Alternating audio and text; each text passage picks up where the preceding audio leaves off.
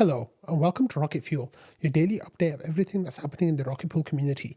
My name is Wack. Today is September 24th, and we're going to cover Ethereum and Rocket Pool news today. On the Rocket Pool news side, we have rPIP62 getting closer to going to vote, which should be happening in a couple of days. We have 1KX as exiting their second node. On the staking news side, we have NodeSet's Hyperdrive and Constellation going into testnet today.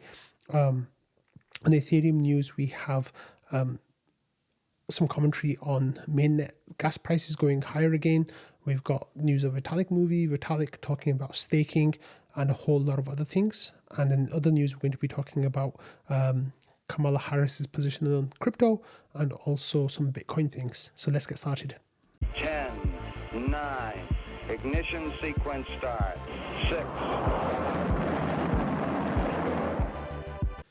So we're going to start this episode with actually a personal landmark, a milestone even. This is Rocket Fuel getting 1,000 subscribers on YouTube, and it was Sleety who happened to be the person to see this happen, go from 900 and whatever it was, 99 I guess, up to 1,000. But yeah, we hit 1,000 subscribers on YouTube on Friday, which was absolutely wonderful that happened. It's taken me over 2 years and 500 videos to get to that point. But I'm really happy about that. And something that's really funny, as always, I made a tweet about it saying that I got up to 1,000 subscribers, saying, I said, after over 2 years of recording a daily news show and podcast and 500 episodes of content created, I hit 1,000 subscribers on YouTube. Thank you for your support and for watching. And here's to another 500 episodes. And then I said, you can watch it here at Rocket Fuel's YouTube channel. And people were saying congratulations and saying it's a great milestone. What's really interesting is only about 8 or 9% of YouTube channels as a whole hit 1,000 subscribers. So I'm actually really proud of that statistic. That's really cool. However, as always, as soon as I made that tweet, I actually lost some subscribers. So I'm now back down to 996 for 500 videos in total. So you can see that over here. But that is actually really, really wonderful. And you guys know that I don't do the whole, like and subscribe and all that kind of stuff. But I'm honestly really grateful for all of you all who watch and give feedback and information on different things that you're finding, or helping with content curation or any of that stuff. I'm truly appreciative of all of you. So thank you all for watching, listening, and being part of the Rocket Fuel community, like I say every single time.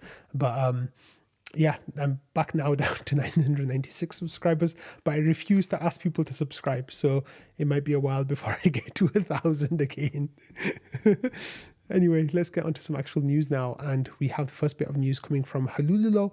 And for those of you who don't know, Halululo has been really championing rPIP62. rPIP62 goes by a couple of different names. It's also called ETH-only validators. It's also called Saturn 0.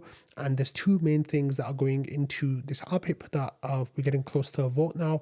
And the first one is that Rocket Pool as a protocol will allow users to have ETH-only validators, there being no more requirement for RPL. And the second thing that is going into this rPIP is the removal of the rewards cliff, meaning people under 10% of RPL don't get RPL rewards as it currently stands. However, depending on how this vote goes through, those people could potentially start getting RPL rewards as well. And that, of course, is a significant bunch of node operators with Rocket Pool who are under that threshold right now. So this vote, the reason why I'm covering it is because the sentiment poll has been on the forum for a week and a half. So in a couple of days, the sentiment poll will finish. Of course, it is extremely strongly in favor of this going to vote. And here we have now the first drafts of the vote text. So I'm not going to go through the whole vote text right now, like I normally don't. What I'm going to say is that I'll cover that once it actually goes to vote, probably on Friday, I think. There's a second vote that is also going to happen probably at the same time, and that is the one for rPIP 63. But we will talk about that later in the episode. Okay, so overnight here on Tuesday morning, we saw some events happening in the Rocket Pool Discord that 1KX were exiting some validators from their second node. So for those of you who don't know, 1KX were one of Rocket Pool's largest node operators.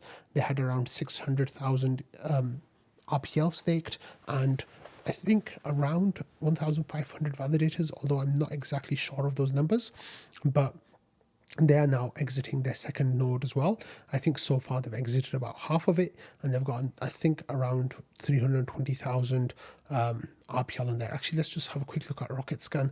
Even though Rocket Scan's a little bit out of date nowadays, but they do have some useful information still. But that's actually the validator. Let me see the node operator. I clicked on the wrong link. Yeah, 667 validators, and the RPL that they had staked was 313,000 RPL. So you can see that on your screen right there.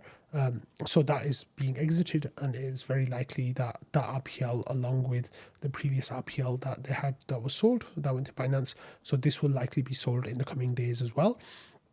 And yeah, the thing with 1KX was that they came out late in the cycle against the Val and Samus tokenomics that have now become Saturn, the Saturn roadmap.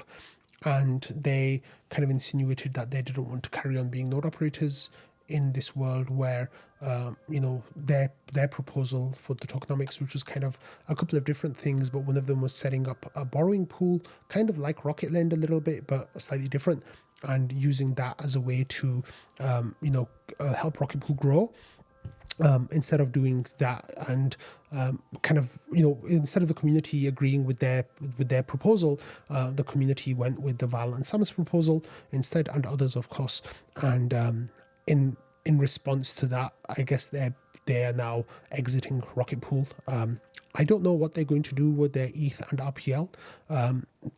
They are actually investors with NodeSet. So there is a chance, and I do not have any insider information or anything like this, it's just speculation on my part, but there is a chance that they become NodeSet, they give their ETH and RPL to NodeSet, although I think that isn't likely to happen. And the reason for that is because 1KX, of course, are their own, they have their own company, they manage their own stake, so I don't know if they're going to give their ETH to 1KX. Of course, they already sold some of their RPL, so I don't know what they're going to do with the rest of their RPL at that point. So yeah, they are exiting their validators. They are, they claim they're shutting down their node, it looks like. And that will be, that'll be that. Oh yeah, here you can see I already had the node open, but for some reason I was checking it again. Okay, next I want to cover this really interesting discussion that happened on the trading channel of the Rocket Pool Discord server. And this was to do with the value proposition of the RPL token in the Saturn 0 and then later Saturn 1 world. So this discussion actually started with Valdorf talking about the bot in the Discord having information like for RPIPs. So if you don't know, if I mention RPIP and you don't know what it is, you can come to the Discord, you can find a link and it'll tell you where the discussion for that RPIP was, the forum, and the actual draft, the text of that RPIP as well, so you can read all about it. So here we had a community member, Denim, who hasn't actually been around much lately, but is very passionate about Rocket Pool, kind of, I think, catching up with what was happening with RPIP 62, which is ETH only validators. And he said that I feel like 5% commission is the max that those who don't want to put up any RPL should receive. I guess prior to Saturn, it's 5% with 9% going to RPL. So then this kind of started a discussion of, how much commission do we want to pay to node operators who stake without RPL? At the moment, the way the RPIP 62 is written, you will get people with 0 RPL will get 10% commission on their on the 24 ETH that they are helping stake, and then they will also get that number to go up to 14% depending on how much RPL they have, up to 10%. So Denim here actually had a lot of questions about the underlying value for RPL, how this helps, how this doesn't help. And I think the whole discussion was actually really fascinating because what we saw was that I think there's a fundamental misunderstanding for some people about what the Saturn 0 especially is trying to do. And I think it's a good opportunity for me to kind of clarify that for some of you right now, because there's a lot of different factors that are coming into it. So one of the factors is that Lido CSM is launching within 6 weeks. So the date that I'm kind of working with in my mind is November 1st, although it might come a little bit sooner than that, but it might come a little bit later than that. But what they will allow is ETH only validators with no LDO token or any other tokens, just ETH, straight ETH. And they will give you 6% of commission based on the amount that you stake for them. And because their bonds are so low, that actually works out to be a whole lot more than you can earn with Rocket Pool in terms of ETH. Now, there are a couple of things, and we're going to talk about this later as well, but they are going to limit how many validators you can have and how much pure rewards you can earn. As a percentage, Rocket Pool can't beat them, but depending on the amount of ETH you have, they won't be able to help too much to lift those higher amounts of ETH. And what we need to do basically though is be competitive with that, right? So Saturn, of course, Saturn 1 is a way of being competitive with Lido CSM, where we will get 4 ETH validators as well, and we'll be able to give more money to node operators. The problem is that to get the maximum benefit out of Saturn 1, we really need to build TVL right now. We need to keep node operators we have right now and make sure that we help encourage them to stay in Rocket Pool instead of going to someone like Lido CSM or Puffer or others that are offering potentially better rewards for staking than with Rocket Pool right now.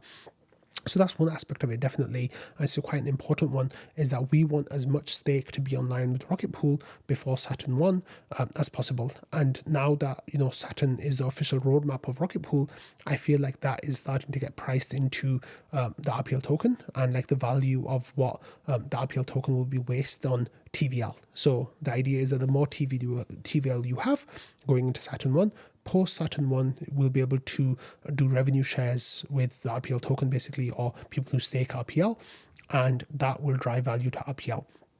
Now, in the immediate term, though, what happens is the more TVL we have on the network, the more value will go to the RPL token after Saturn 1. So this is definitely an intermediary step, but it's one that I think is really important for the protocol, because the last thing we want is, let Lido CSM and other services stay online right now, which offer much more competitive product, which means new node operators will go to them instead of coming to Rocket Pool, and which then also mean that once the time comes, in Saturn 1, when we want to turn on the fee switch, that wouldn't be possible for us to do that, because it would be possible for us to do that, but there wouldn't be much of a fee to turn on, right? Like, we want as much TVL as possible so we can make that fee switch as meaningful as possible. So this conversation was actually really good. It went on for quite a while, but Denim was like, I don't understand why we would allow people to access our deposit pool without any benefit to RPL. And I think it was very much a discussion about like short-term Rocket Pool and RPL growth versus long-term Rocket Pool and RPL growth. So in the short term, the people like Halulo and others who have championed RPIP 62 have said there is a chance that the RPL token could take a hit in price, because there will be some people who potentially don't think they need RPL anymore, therefore they will sell it. But there's still some barriers for them doing that. They would have to exit their node to get access to the RPL, and then once they've exited the node, then they could decide to come back with their ETH only while selling their RPL, potentially to get more ETH, to get more validators.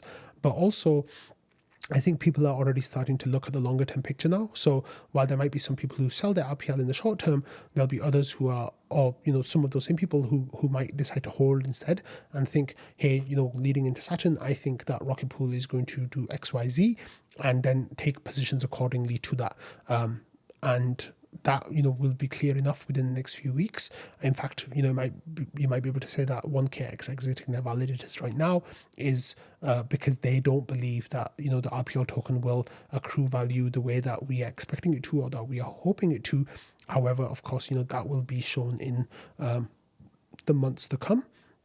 However, this discussion was about what will happen, with those people right now. And one of the things that here Denim didn't understand was, will they be forced to migrate? So his question was, will people who start staking with ETH only right now, will they be forced to migrate in Saturn 1 and then start actually giving benefit to RPL holders? And there's no force to migrate them, because we don't have the force delegate upgrade, which is a way to change people's contracts that they're staking on after they've started them. However, the incentives would be very, very, very strong for them to convert. And those incentives will actually be really strong in the RPIP62 world as well, provided it passes, for people to swap from 16 ETH validators down to 8 ETH validators. And the thing with RPIP62 is here Halulo shared a chart showing that 5% will come from the contract, and then the other 5% up to 9% will come from the smoothing pool. In terms of those rewards coming from the contract, after Saturn 1, the rewards from the smoothing pool for those people will go away unless they actually come back under the Saturn 1 paradigm. And once that happens, at that point, they'll be able to get much better rewards for themselves, but they'll also actually be helping Rocket Pool, the protocol. So there are a couple of nuances in this discussion. I think it'd be really cool if you all went and read that, especially if you have some worries about what Saturn 0 and then later Saturn 1 might or might not entail for Rocket Pool, and how it might or might not benefit the protocol. I think that you should definitely go and read this discussion. It's quite a long one, but it's mostly between Denham and Halulo and Waldorf. And I think that it was quite a productive discussion in the end. So definitely go check that out. Okay, I mentioned a few minutes ago that we were going to talk about RPIP63. So this, of course, is the hotfix for Houston. And here we have the sentiment poll for that went live 3 days ago. So this will actually only run for 7 days. So this sentiment poll will finish at the same time as the sentiment poll for RPIP62. So both of these votes will actually go live on the network at the same time, which is actually really cool. And here we have 22 voters, and 86% of people saying that this is good enough to go to a vote, and 14% of people saying this is great, and I support this proposal moving to vote as well. So this, of course, will be going to vote. I think most likely, depending on how the Langers wants to do things, probably on Friday, which might be Saturday morning US time, which is Saturday in Australia. So I don't know if he's going to work Saturday or not. The Australians have a very healthy work-life balance. And I don't know if Langers will be working on Saturday or not, but I think that the community would be really happy if he did put out these votes as soon as possible, because we're very much in that every second counts kind of situation. So we'll see what Langers does with that. But yeah, that will be moving to vote very soon as well. And of course, RPIP63 includes things that will enable parameters to change for RPIP62. So actually, Halulo clarified this for me. It's not that there are fixes directly in RPIP63 that will help RPIP62. It will just make it possible for us to later change those parameters in a much easier way than now, basically. So that's really cool. Okay, we got this update from the regex buster from Stake Rocket Pool saying that the rETH sheet has been updated, and now we have information from the best places for you to use your rETH. And this time it's Gnosis chain via Balancer has the highest APR possible this update, and they're coming in with 10% to 22%, and that's where you can put your rETH. But then there's a whole lot of information here saying that the DeFi opportunities on L2s are many. So whatever your flavor L2 is, you can start earning either ARB tokens, Optimism tokens, Balancer tokens, or Aura tokens. And you can see here that there's some really decent percentages. So on layer 2s and Optimism with Balancer, you can get up to 12.5% for your rETH in an rETH Anchor ETH pool. And then on Optimism as well with Beethoven on their Rocket Fuel pool, you can get 6.7%. And then, of course, the Balancer pool that I mentioned on Gnosis is giving 10 to 22%. And then on Mainnet, you can get PancakeSwap with just under 20%, which I actually think is a better reward than the one on Optimism, even though that's up to 22.8%. The PancakeSwap one has actually been really consistent in its rewards, and I'm really surprised that there hasn't been more uptake in that pool. But that's an rETH wrapped ETH pool, and that is giving actually really, really great rewards. So if you are using providing liquidity, that PancakeSwap pool might be the good place for you to go, because it is very consistently either the top performer or one of the top performers. And here as well, you can see that with RPL ETH, rETH positions, and this is Balancer on Mainnet, you can get 8.37% rewards as well. So there's a whole lot going on with these. There's a sheet that you can use, which is rpldefi.com. So you can get that information about what's going on with rETH, and you can provide it in these different protocols. Of course, remember that, DeFi is risky and you can lose what you put in and all that good stuff. And I'm not endorsing any of these products, but depending on your risk profile, you might want to tap into those yields. Okay, I'm going to finish up the rocket pool section of this episode today with this piece of information that I asked Hululo to provide. So Hululo runs a bot called Rocket Scrape that uses information from every message posted in the Rocket Pool Discord, and then kind of can perform like analyses on those and get information on those. One of the things that I asked Hululo to do was provide information on streaks for using the Rocket Pool server. And this was actually really, really cool. So the longest active streak at the moment is, we'll remove the RPL bot and the Rocket Watch bots out of those. So the current longest streak is actually by Ramana of 460 days, which is absolutely amazing. So that means that he's currently in a streak of not having missed a day in a year and 3 months, basically, which is absolutely phenomenal.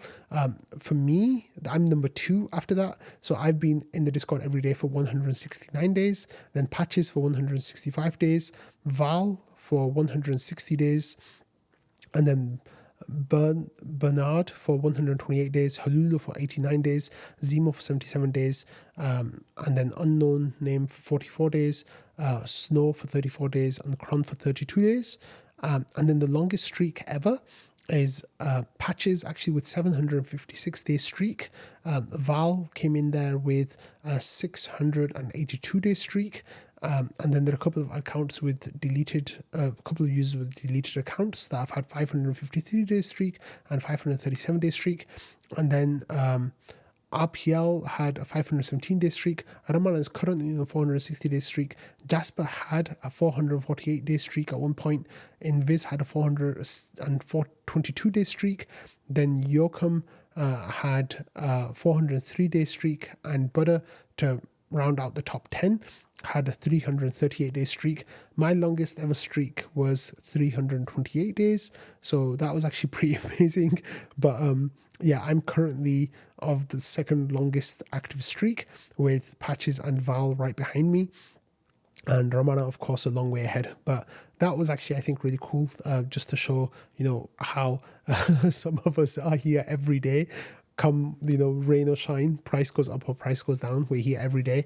And I'm sure people actually lurk here, maybe I've had longer streaks of lurking, but I'm just looking at people who actually posted something in the Rocket Pool Discord, and some of those people are there with like really, really long streaks. So actually that's really, really cool. Yeah, but you need a 200 day streak to basically get into the top 25, which is quite a long streak. So yeah, that's pretty awesome. Okay, let's move on to some other news. This is staking news now. So we have news from NodeSet, and NodeSet are launching their testnet for Constellation Hyperdrive. So here, Joe, who is the Hyperdrive developer on the NodeSet team, that still feels really weird to say, says, I know there's a lot of hype around the Constellation beta release, and we'll get to that in a second. But first of all, I want to say thank you to all of you for opting into the Hyperdrive beta program. There are a lot of different node configurations out there, and by participating in the public betas, you're helping make sure that Hyperdrive works on all of them. And then he says, now we'll do new beta release announcements in here instead of the main release channel. So make sure that you're subscribed to this channel and signed up for beta tester role in order to get pinged about new releases. Speaking of, we'll be hosting the beta release in a separate APT repository for those of you who use APT as your packet manager. And then there's more information. So this will, and then this is Hyperdrive version 1.1.0 beta 1. And this, of course, is the one that has support for the Constellation module, and that is building on top of the Rocket Pool Haleshki test network. And then this is not supposed to be used on Mainnet, and it gives you information of how Constellation works and what it's supposed to do. And then there's information about what's in there compared to, I guess, previous Hyperdrive versions. So there's update to client softwares, adding the Constellation module, and a whole lot of other things. But there's also some known issues already as well. So keep those in mind if you want to become a NodeSet node operator. This is only for permissioned node operators. So definitely keep that in mind.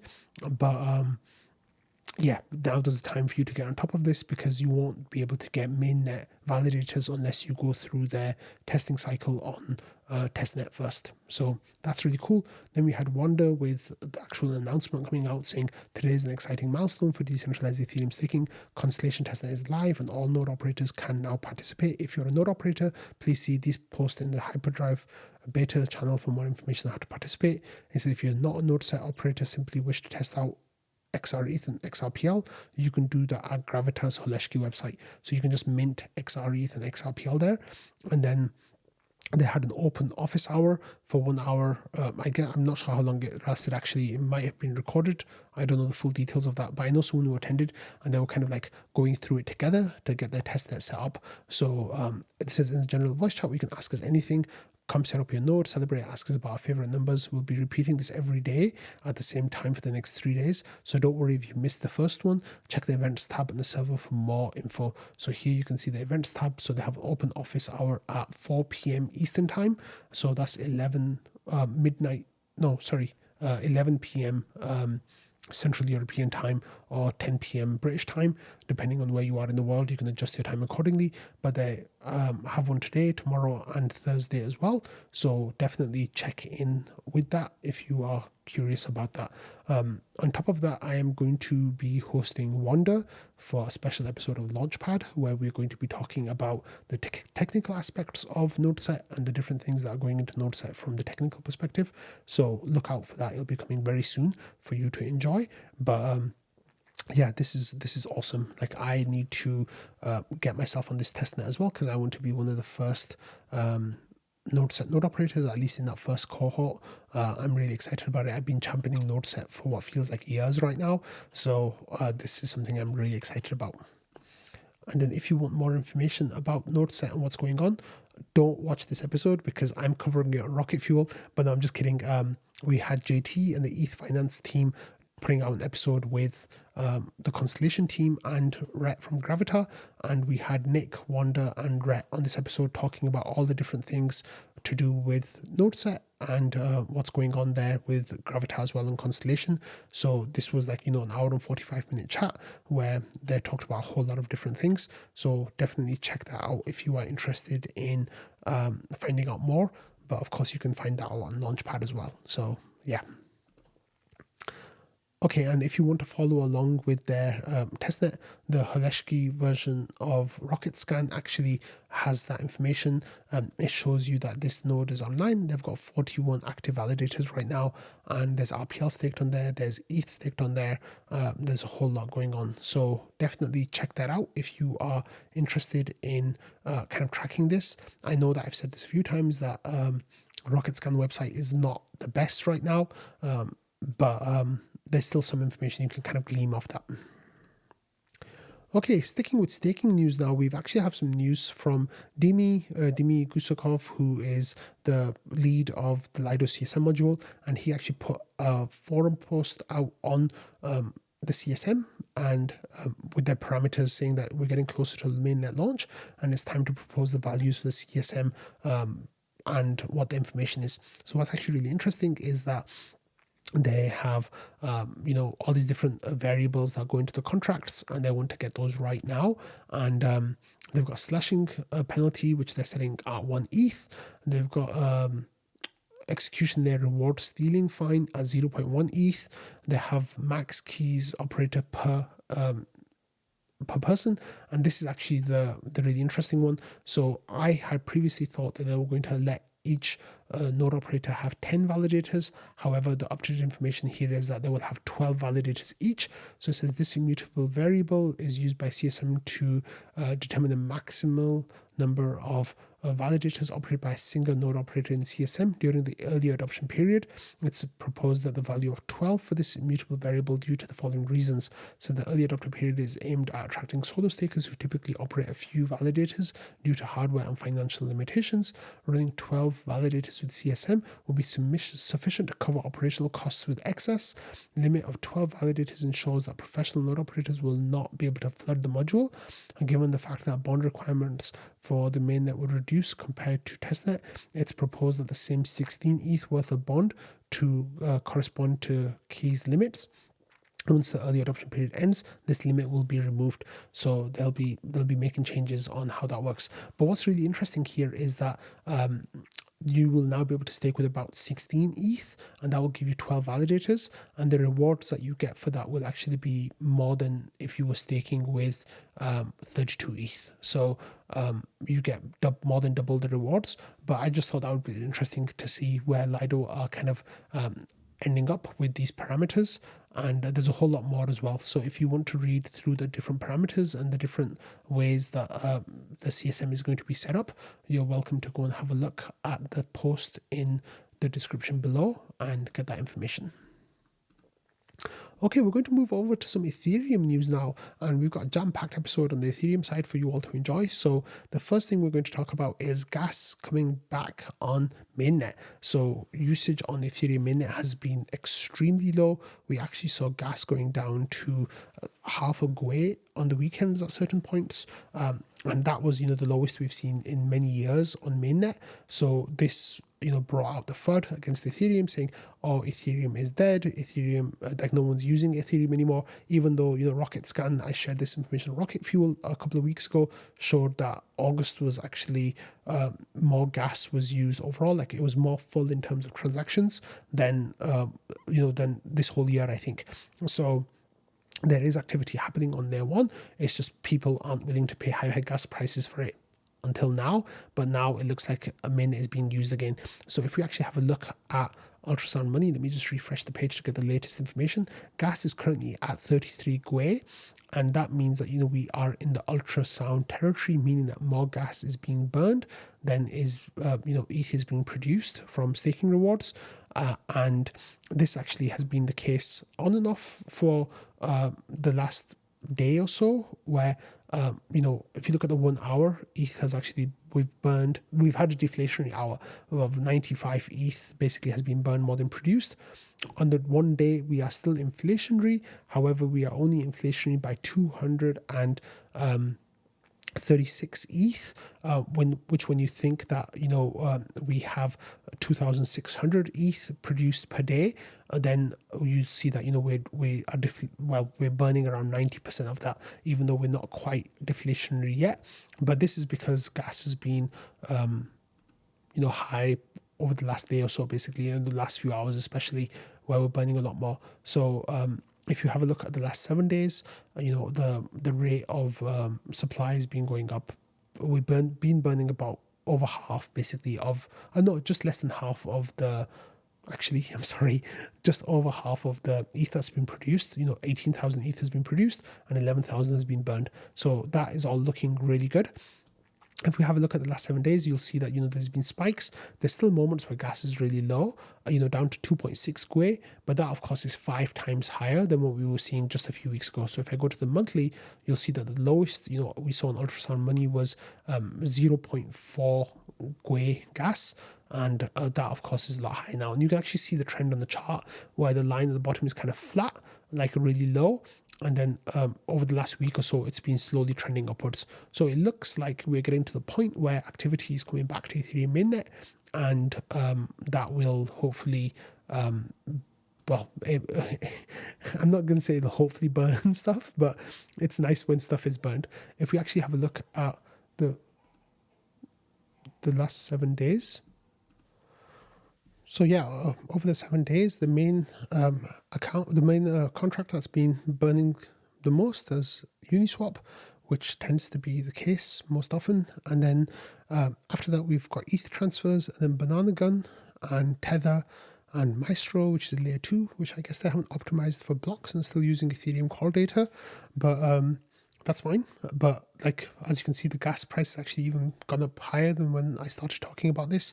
And it's been going into the 40 GUIs. So these numbers are real. What's really funny is that, I'm excited about setting up NodeSet validators, and I was hoping to do that at less than 1 GUI prices, because the less you pay, the quicker you start making a profit. And now that gas prices are higher, it might take me months, if not longer, to actually break even on those gas costs. But hey, like I said, there's a possibility of getting through at really low GUI amounts if you are willing to wait until, those weekend nights times. Basically, you can still get through in low single digit GUI prices, but maybe not sub 1 GUI prices. Okay, and of course, as the price goes up, the criticisms of Ethereum start. And here, Eric Connor says the rough week for the ETH bears. So what they're going to complain about: gas is too low, no one uses Ethereum, or gas is too high, no one uses Ethereum. So the common FUD that I've mentioned on Rocket Fuel many times now is that, regardless of what Ethereum does, the people will FUD it from, they'll be disingenuous and they use the same angle as FUD from both sides instead of picking one side and using it. So here Evan kind of shows that. He says, if you FUD ETH's low fees for not being deflationary, you will not allowed to FUD them if they go up and it's deflationary again. You have to pick a side, and this is the point at which I'm at, and you have to choose a side, right? Like either the high fees are bad or low fees are bad. You can't have it both ways. They can't both be bad. So yeah, and I for one welcome the deflationary burn. I think it's pretty cool. Okay, so I've talked about Vitalik and Ethereum story on Rocket Fuel a whole bunch of times, and now you can watch it from home. So this started on Friday, and here Zax said that I just watched the new Vitalik film by Ethereum Film, and it's a great documentary on how Ethereum came to life and its future from the viewpoint of its creator.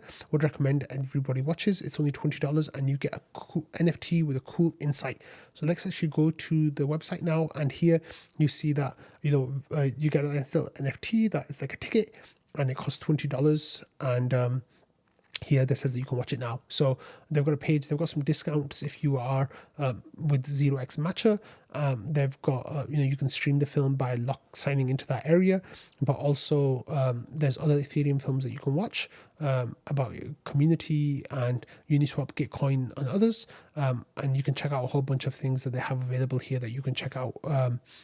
You can they've got the model basically is that you mint a ticket and then you can watch that media. But the Vitalik movie, a lot of people are saying that it was really great and that they really enjoyed it. So definitely go and check that out if you haven't yet. Okay, speaking of Vitalik, here he is recounting his one of his talks in Singapore, and he says some thoughts on solo staking, what realistic value solo plus small business and community stakers could provide to the network, and what changes layer 1 can make to better support solo stakers. So this is retweeting a tweet from Stakeosaurus, Samuel Chong, saying that, and then this is them saying that, this is a summary of my fireside chat with Vitalik at the Home Staking Summit in Singapore, if you weren't able to attend, and saying that part 1 of 3, this is the importance of solo stakers. So it says solo stakers serve as both the first and last line of defense for Ethereum network. And the first line is that they provide censorship resistance. And the last line is that they have quorum blocking set by preventing 67% of finalization of the wrong chain. And then there's more information about that. With the second point, wait, where is the, sorry, I lost my, points. But yeah, then there's other ways as well that the home stakers can help with this, and solo stakers, and how they help with the network. So if 33% of staked here represents the highest cost of attack to hold the chain hostage, of course that's when they can prevent finality, and of course you need 66% or more to really start messing things around with the chain. But here Vitalik says the analogy Vitalik uses is that if we imagine a house with a 10 centimeter thick bulletproof glass as windows but has a crappy wooden door, then we should reallocate resources to strengthening the weakest link. The other more ambitious but realistic method is to increase the number of solo stakers such that we become the quorum blocking set of the current finalization threshold. So how do we achieve this? Then stay tuned for parts 2 and 3 for discussions on Orbit, single slot finality, and rainbow staking. So if you want to check that out, definitely, you should definitely check that out. Yeah. Okay, next we had some issues with Base over the weekend, and here Jesse had an update on the 21st saying, quick update that we saw 20 minutes of stalled head on Base starting at 8 o'clock and 30 minutes in the morning on Pacific time, during which new transactions weren't being processed. The network is now fully online. The team is monitoring, and we will be sharing a full retrospective. Subscribe for more info, and then there's a link to status.base.org. So Base was down for 20 minutes. It wasn't producing new blocks, and that is unfortunate. But one of the things to remember here is that L2s have work in a very different way. Well, eventually, once they're all fully on late stage 2, on the L2B pie chart, what will happen is, even if the roll up is down, you'll still be able to get your ETH or your assets off that roll up, provided that they're at the stage 2. Of course, we're not there yet, so having downtime on that blockchain is not good, but there's ways to fix it from happening. So even if for some reason the blockchain is down or has some issues, there's still ways that you can protect yourself. 20 minutes is not good, but this is hopefully something that Base fixes and make sure that it doesn't happen again. I heard some ideas that it was because of there being some issues with the way that they've increased the gas allowance. I showed this on Rocket Fuel a couple of weeks ago, was that they want to increase the execution gas every week. I think there was some mistake with how that setting was tweaked, but I'm still waiting for the full retrospective. I haven't read that yet. If that's out, I'm not sure. I haven't caught it, but if I'll cover that on the show once I get access to that. Okay, we got an update from MetaMask here. MetaMask saying, until recently, MetaMask could only connect to one network at a time, meaning constant switching between dApps, such fiddle faddle foo. Now, each dApp can stay on its own network, so you can use multiple dApps without manually switching. Huzzah. So, MetaMask is, the most popular Ethereum wallet, hot wallet there is. And a lot of people have not liked MetaMask because it is outdated with a lot of features it has. It's behind the curve on a lot of things that other wallets are providing. So MetaMask here now are kind of slowly catching up, but I think some people have already moved on to using things like Rabby, Rainbow Wallet, even the Coinbase wallet. Some people have started using that as well, as their kind of interface wallet as well. Because personally, I use I use multiple different hardware wallets, and I I connect those to a browser wallet and then use a browser wallet. So people are still in that situation where they're using MetaMask. MetaMask is getting better, but I think that in time for a potential new bull market, if people are going back to MetaMask, I think there's other browser wallets that have better experience for those people now. So hopefully, we as a community can kind of start telling people that there's potentially better stuff out there. Okay, next we got news of eFrontier, and this is a new game that is being built using blockchain technology as some of the engines with it, and they're going to be on the OP network, the Optimism superchain. So this is going to be built on Ethereum. I think we're going to start seeing more and more games and other things like this built on Ethereum. Now, I don't know much about this game. Of course, I'm not invested in this game or anything like that, but it's really cool that Ethereum's growing in all these different ways. And I know that IMX, the Immutable X chain, is kind of positioning itself as the home of gaming on Ethereum, but we see that there's different ways of doing it. So the next phase here will be a closed playtest, and that's beginning on September 27th. So hopefully this game and others like it will be ready to release soon. I think one of the things that happened was in the previous bull market of 2021, some games were hyped quite a lot, but there was a lot of VC investment going into new games and new game ideas that people had. And I think that some of those games are either close to being done, or they might even actually be done, but the developers are just sitting on the game waiting for more favorable market conditions to launch. I don't have anything to base that on, but just speculation. But those games, we're going to be seeing those like, billions of dollars worth of investment that went into games coming out like now in the next couple of months or early next year, just so people can kind of get in front of there being a bull market and kind of building up that hype in the beginning to get as many users as possible online. And I think that kind of thing might happen with eFrontier here as well. The trailer actually looked really good. I don't have it open right now, so I can't show you all. But it looks cool. But of course, the trailers don't really tell you much. But here you can read more information about their white paper and what how it's working and how it's all going to come together. It says we present eFrontier, a crowd-built virtual world and player-driven sandbox. eFrontier builds on and extends the success of various virtual worlds that have come before it, in particular the sci-fi MMORPG EVE Online, a space survival simulations, inhabitants find themselves awakened, blah, blah, blah. And yeah, you can read all about that. So that's actually really cool. Okay, Nick Carter was another person who went to Token 2049 in Singapore over the last few weeks. And he actually came away talking about Celo and Opera. And one of the things he noticed was that they have a mini browser and there's some really, really cool stuff that's happening within that. And he was really impressed by the features. He says, the most impressive demo I got in 2024 was courtesy of Opera team, not because of the tech per se, but because of the design philosophy and clear evidence of building a product that's perfectly suited for the end user in the way that existing crypto products simply aren't. So like I said, this is built on top of Celo. And Celo was formerly a layer 1 and then became a layer 2. And on this, you can use USDT, USDC, but they're doing some account abstraction stuff. So the wallet just calls it USD, and there has fee abstraction as well, and lots of good features. So this is just really cool that people are building these things that will onboard the next wave of crypto users, hopefully. So Nick Carter was giving that a shout out from Token 24. Okay, the Eigen Foundation last week did its season 2 of its airdrop, and people were able to claim some of their tokens. I claimed some of my tokens. It was actually like a lot lower than the season 1 airdrop, but hey, that's just what it is.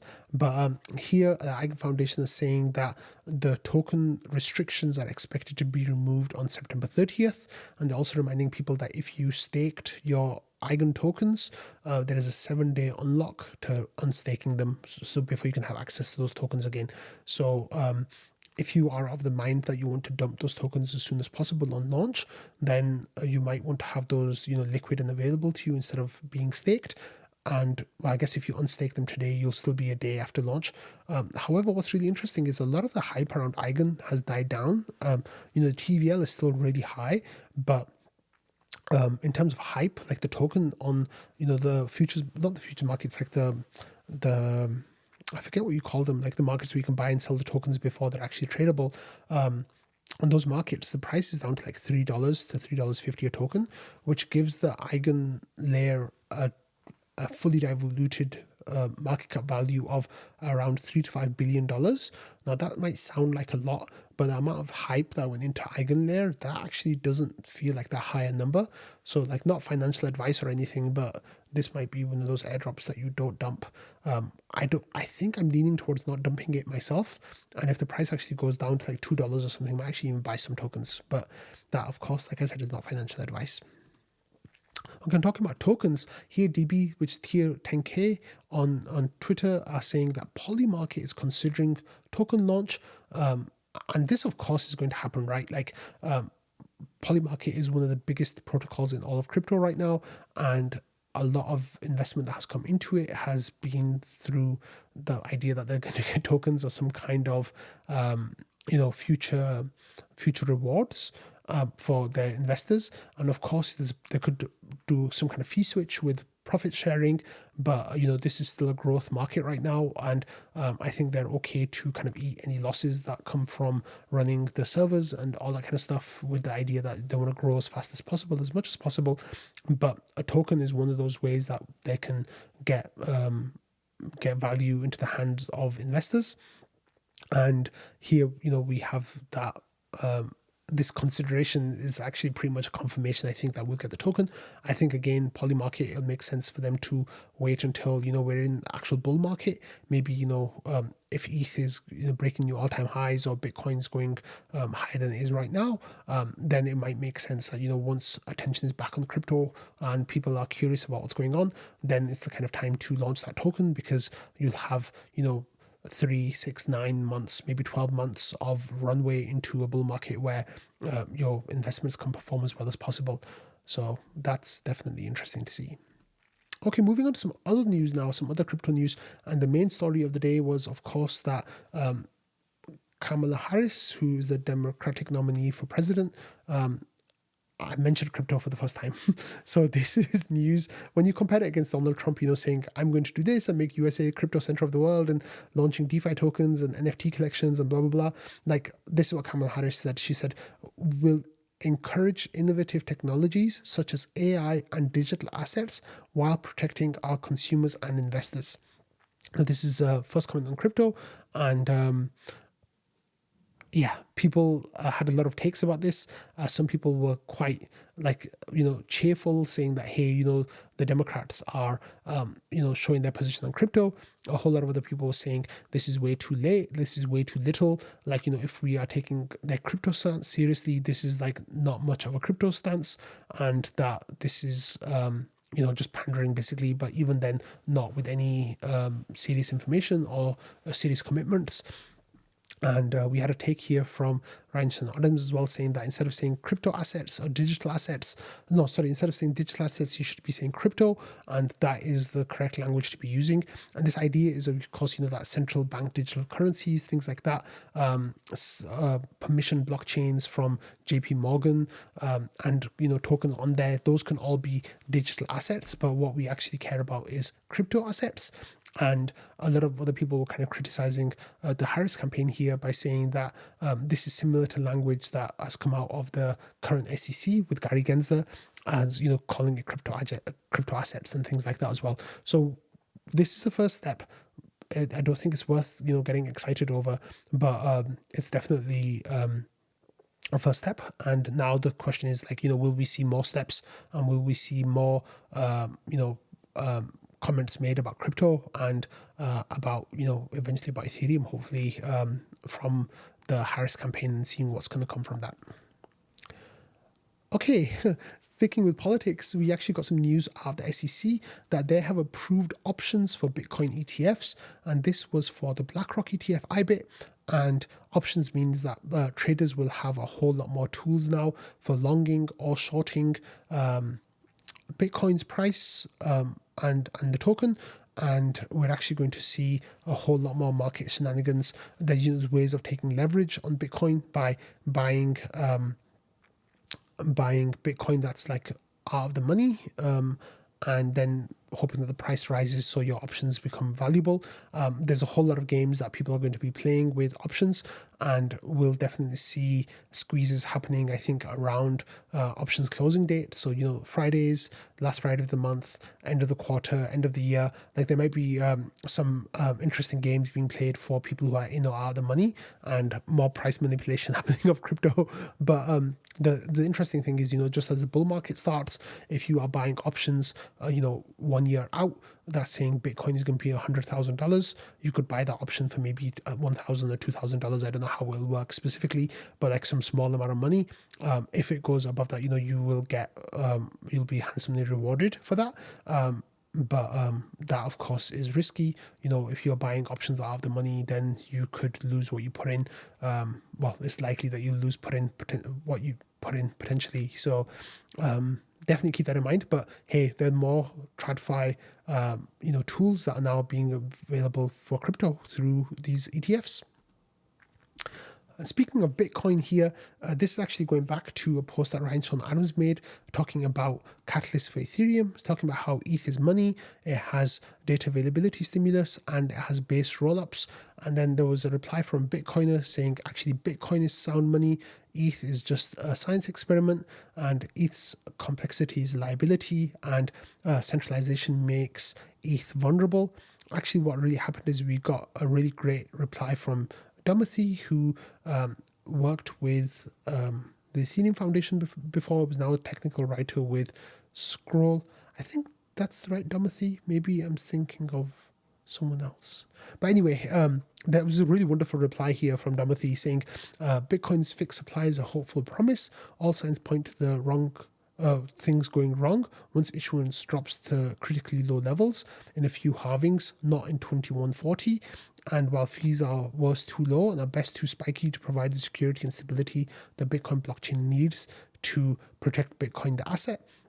And then as far as Ethereum's money policy goes, the main monetary policy here is that Ethereum will do the minimum viable issuance to keep the network secure, and that's been the guiding philosophy, even though it might not be, a set number of 21 million or whatever, but this has been a policy that's been going for 9 years, and Ethereum has always only ever changed its monetary policy to make it tighter rather than looser.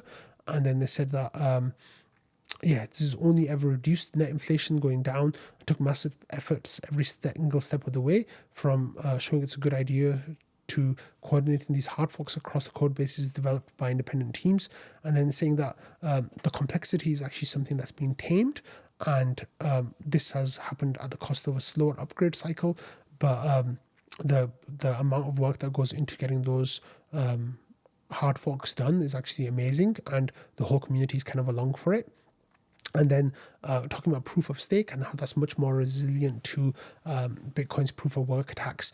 And I'm not going to go through the whole post, but it's actually really great for you to read.